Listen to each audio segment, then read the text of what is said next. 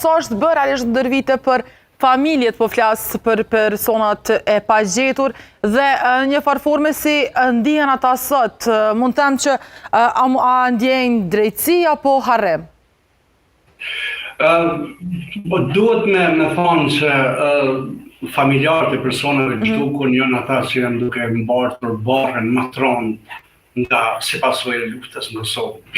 Ata nuk e kanë një përmbyllje, nuk kanë një varë ku të dërgojnë lule, ku të shkojnë në përvjetore, dhe kjo është jashtëzakonisht e dhimbshme dhe ata jetojnë me atë dhimbje çdo ditë. Ne kemi kontakte të shpeshta me familjarë të personave të zhdukun dhe dhimbja e tyre nuk zbehet ose as nuk mund të menaxhohet. Mendoj që është bë pak në përkrahjen e tyre, pa marrë parasysh asaj që tash ekzistojnë ato mekanizmat që mund t'i ofrojnë një asistencë, themi një reparacion, megjithëse shumica prej tyre ndoshta edhe nuk ka nevojë dhe shumë shpesh që thojnë për neve nuk do të thonë kur gjë ai pension, po problemi është që ne jetojmë pa, do të thonë në atë ankthim. Nuk ka pas përveç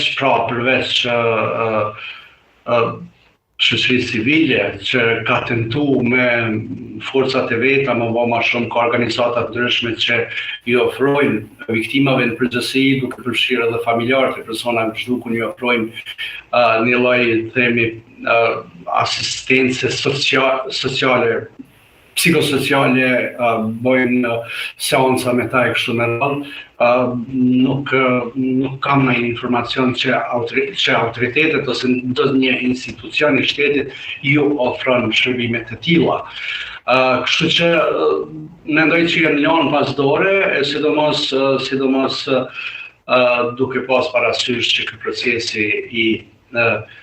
ngecjes së gjetjes së mbetjeve martore ka ngecë pra,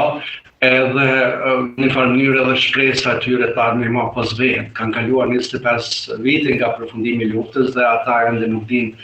për fatin e madhëshurve tyre, pra kjo është një problem i cili